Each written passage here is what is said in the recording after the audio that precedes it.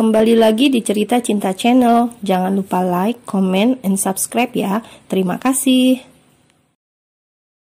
Pagi ini, Kara dan Aska masih menikmati hari libur mereka. Aska mulai berani memeluk Kara saat tidur karena ingin bisa menumbuhkan rasa cinta pada gadis itu. Dia yang sudah bangun lebih awal, kini membangunkan sang istri dengan kecupan-kecupan mesra di keningnya. "Kakak, aku masih ngantuk," ucap Kara yang tidak ingin tidurnya terganggu. Kemarin mereka pulang sudah larut, sehingga wajar jika Kara merasakan kantuk yang luar biasa. Aska mengabaikan penolakan Kara. Dia kembali mencium dan memaksa Kara untuk segera bangun. "Aku akan mengajakmu jalan-jalan naik motor. Kita akan pergi ke pegunungan. Jadi cepatlah bangun, Mel." Mendengar perkataan Aska yang ingin mengajaknya pergi lagi, Kara langsung membuka mata dan menatap suaminya. "Kita pergi kemana, Kak?" tanya Kara bersemangat. Dia melupakan rasa kantuk yang masih menyiksa itu dan memilih untuk mendengarkan penjelasan Aska tentang berlibur. "Jalan-jalan naik motor, ikut nggak?" "Mau, tapi aku pengen digendong ke kamar mandi. Boleh nggak?" tanya Kara sambil mengulurkan kedua tangannya ke hadapan Aska. "Oke, tapi gimana kalau kita mandi bareng?" Aska mencoba mencari kesempatan untuk sekalian mengajari istrinya supaya mereka lebih dekat lagi. "Suami istri harus mandi bareng ya, Kak?" tanya Kara yang bingung antara menolak atau menerima. "Kayaknya sih iya, tapi kalau kamu nggak mau juga nggak usah deh. Aku akan gendong kamu sampai ke kamar mandi."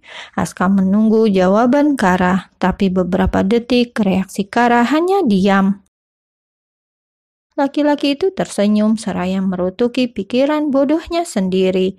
Lalu Aska meraih tubuh Kara dan menggendongnya di depan dada.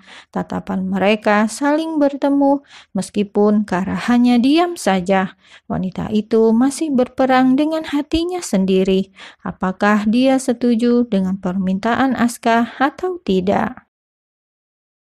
Aska mempunyai motor berjenis matic yang sangat jarang dipakai. Dia lebih suka memakai mobil daripada menggunakan motor. Karena ingin menghibur Kara supaya tidak merajuk lagi, Aska akhirnya mau menggunakan motornya. Ternyata rencana Aska memang berhasil. Kara akhirnya tidak cemberut lagi, meski mereka hanya berkeliling tanpa tujuan. Sampai akhirnya mereka sampai di pinggiran kota dan Kara ingin membeli minuman. "Kakak mau ikut masuk sekalian?" tanya Kara saat melepaskan helm mereka.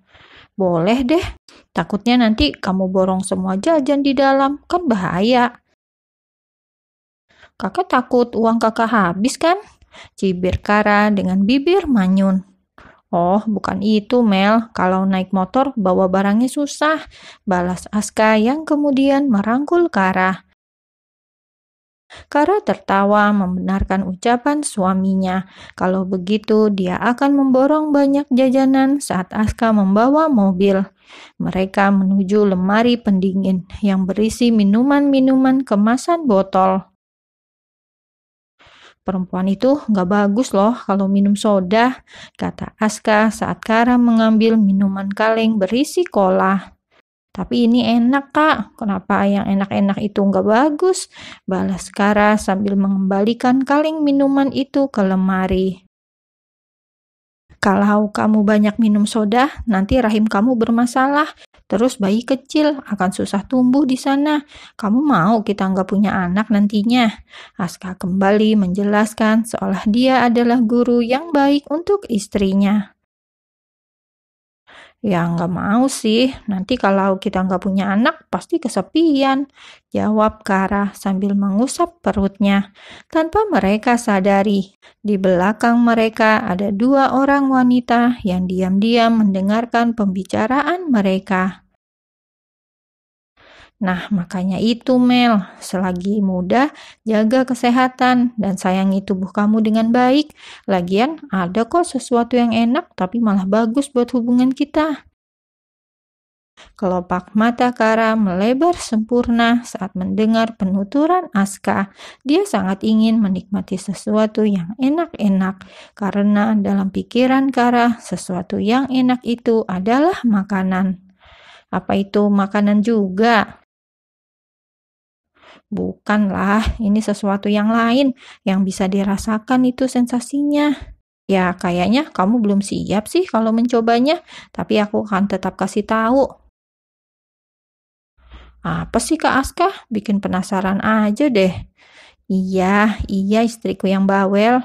Aska lalu membisikkan sesuatu di telinga Kara bahwa sesuatu yang enak itu adalah hubungan antara suami istri yang biasa dilakukan untuk memperoleh keturunan.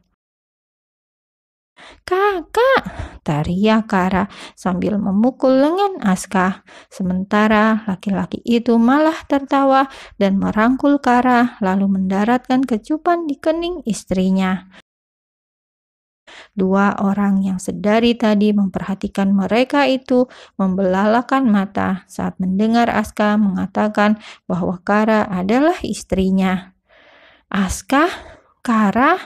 Aska yang sedang merangkul Kara menoleh ke belakang dan menatap dua wanita yang dikenalnya. Begitu pula dengan Kara yang ikut menoleh dengan pandangan tidak percaya sekaligus kaget. Kara, kok kamu sama Pak Aska? Sally, sahabat Kara itu maju beberapa langkah dan menunjuk wajah Kara dan Aska bergantian. Kalian sudah menikah? Tanya gadis itu yang merasa dibohongi sahabatnya sendiri. Aku bisa jelasin, Sel. Wajah Kara terlihat sangat merasa bersalah. Dia memang tidak pernah jujur pada Sally tentang hubungannya dengan Aska. Sementara Aska kini malah menatap wanita lain yang mematung di tempatnya. Aska sama sekali tidak menduga akan bertemu dengannya lagi di situasi yang sangat tidak menguntungkan. Aska menatap wajah wanita yang kini berdiri menatapnya penuh penyesalan. Setitik air berlinang di kelopak matanya membuat Aska bisa merasakan kesedihan itu di matanya. Olivia, suara Aska terdengar bergetar saat menyerukan nama gadis yang ada di hadapannya. Tangis wanita bernama Olivia itu kini tumpah karena rasa sesal yang melandanya. Lebih dari 3 tahun lalu, dia pergi meninggalkan Aska tanpa memberitahu apa alasannya. Dia meninggalkan cinta yang sangat besar di hati Aska, hingga laki-laki itu tidak bisa lagi membuka hati yang seolah beku. Olivia tidak sanggup lagi berdiri lebih lama.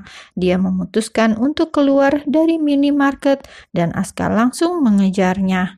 Karamel menatap kepergian suaminya dengan bingung. Bukankah dia sudah ditinggalkan demi wanita lain? Kara, kamu belum jelasin sama aku. Suara Sally yang terdengar menyentak membuat Kara tersadar dari pikirannya. Dia menatap Sally yang kini terlihat kesal pada Kara. Maaf Sel, aku punya alasan kenapa aku nggak cerita soal Kak Aska. Kami nikah karena keadaan yang memaksa Sel. Besok aku jelaskan semuanya. Sekarang aku harus kejar Kak Aska dulu. Oke, kamu punya hutang penjelasan sama aku. Kara bergegas ke kasir untuk membayar minumannya. Lalu dia keluar bersama Sally yang mengekor di belakangnya. Kara melihat Aska yang sedang berdiri memegang tangan Olivia. Aska, lepasin aku. Kita udah gak punya hubungan apa-apa. Aku juga sudah menikah sekarang, kata Olivia sembari menghempaskan tangan Aska yang menahannya. Jangan bohong, Olive. Aku tahu kamu belum menikah dan harusnya kamu jelasin sama aku. Bukan main pergi gitu aja. Aku sampai frustasi nyariin kamu. Aku sangat mencintai kamu, Liv. Bahkan sampai detik ini nggak ada yang bisa gantikan kamu di hati aku, balas Aska. Kara mendengar semua itu. Hatinya terasa berdenyut saat mendengar ungkapan cinta dari suaminya yang bahkan tidak pernah diungkapkan padanya. Aska, buang perasaan kamu. Orang tua kamu bahkan gak bisa nerima aku. Lagi pula, bukankah kamu sudah punya istri? Olivia menatap Kara yang sedang menghapus air matanya. Aska langsung sadar dengan keberadaan Kara. Istrinya itu langsung berlari meninggalkan Aska yang memasang raut bingung. Gadis itu beruntung karena kebetulan ada taksi lewat yang langsung membawanya pergi meninggalkan mereka. Melihat kepergian istrinya, Aska jadi bimbang. Akan tetapi dia sama sekali tidak mengejar Kara. Yang ia lakukan justru kembali menahan Olivia yang sudah lama dia cari. Jelasin sama aku, apa yang buat kamu pergi dari aku? Bahkan sampai aku gak bisa nemuin kamu. Tanya Aska kembali mencekal tangan Olivia. Aku sudah punya calon suami, Aska. Aku pergi karena permintaan papa kamu yang gak mau punya menantu seorang janda. Aku cukup sadar diri, keluarga kamu orang terpandang, dan permintaan papamu itu benar. Olivia kembali menampik tangan Aska, tapi Aska bersikeras untuk tetap menahannya. Rasa cinta Aska pada wanita itu sangat besar, bahkan setelah 3 tahun berlalu, terlalu banyak kenangan yang tidak pernah bisa Aska lupakan bersama Olivia. Jadi ini karena apa? Kenapa kamu nggak ngomong sama aku, Liv? Aska, semua sudah berlalu. Aku harap kita bisa bahagia dengan kehidupan kita masing-masing. Pak Aska benar-benar jahat ya. Kalau Bapak memang suaminya Kara, nggak seharusnya Bapak bersikap seperti ini. Bapak udah nyakitin hati Kara, tahu nggak? Sahut Sally yang sedari tadi hanya berani menonton tanpa berani ikut campur. Namun melihat sikap dosen penggantinya itu, Sally merasa Aska sudah kelewat batas. Dia punya uang dan tahu alamat rumah kami, dia pasti pulang ke rumah kok. Aska mencoba meyakinkan diri sendiri bahwa Kara akan baik-baik saja. Gadis polos sepertinya tidak mungkin akan berbuat nekat, bukan? Aska, jangan sampai kamu menyesal karena kehilangan istri kamu. Olivia berhasil melepaskan diri dari Aska yang masih berperang dalam pikirannya sendiri.